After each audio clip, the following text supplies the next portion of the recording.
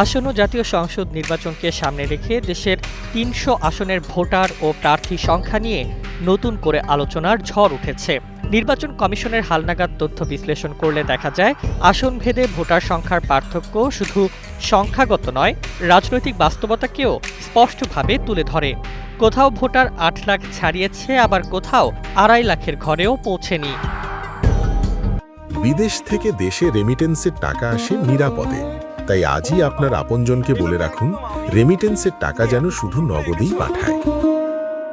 Voter সংখ্যার বিচারে দেশের শীর্ষে রয়েছে গাজীপুর ২ আসন। শিল্পাঞ্চল ও দ্রুত নগরায়নের কারণে এই আসনে ভোটার সংখ্যা ৮ লাখের বেশি।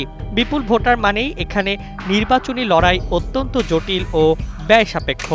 বড় দলগুলোর পাশাপাশি স্বতন্ত্র প্রার্থীরাও এখানে শক্ত অবস্থান গড়ার চেষ্টা করেন। বিশাল ভোটার গোষ্ঠীকে আকৃষ্ট করতে প্রার্থীদের কৌশল, প্রচার ও সংগঠনের ওপর বাড়তি জোর দিতে হয়। এর ঠিক বিপরীতে ঝালকাঠি ১ আসন দেশের সবচেয়ে কম ভোটার সংখ্যার আসন হিসেবে চিহ্নিত। রাজাপুর ও কাঠালিয়া উপজেলা নিয়ে গঠিত এই আসনে ভোটার সংখ্যা প্রায় ২.৫ লাখের নিচে। গ্রামীণ চরিত্র ও তুলনামূলক কম জনসংখ্যার কারণে এখানে ভোটার কম হলেও রাজনৈতিক গুরুত্ব কম নয়। স্থানীয় প্রভাব, ব্যক্তিগত গ্রহণযোগ্যতা এবং দীর্ঘদিনের সামাজিক সম্পর্ক এখানে ভোটের ফল নির্ধারণে বড় ভূমিকা রাখে। প্রার্থী সংখ্যার ক্ষেত্রেও বৈচিত্র্য চোখে পড়ার মতো।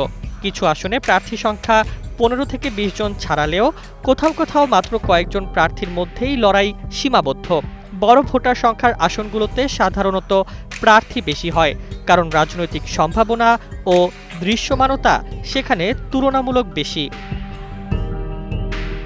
বিশ্লেষকদের মতে, ভোটার ও প্রার্থীর এই বৈষম্য বাংলাদেশের নির্বাচনী বাস্তবতারই প্রতিচ্ছবি। বড় আসনে জাতীয় রাজনীতির প্রভাব বেশি স্পষ্ট, আর ছোট আসনে স্থানীয় সমীকরণই হয়ে ওঠে মূল নিয়ামক। এই ভিন্ন বাস্তবতার মধ্য দিয়ে এগোচ্ছে দেশের আরেকটি গুরুত্বপূর্ণ নির্বাচন।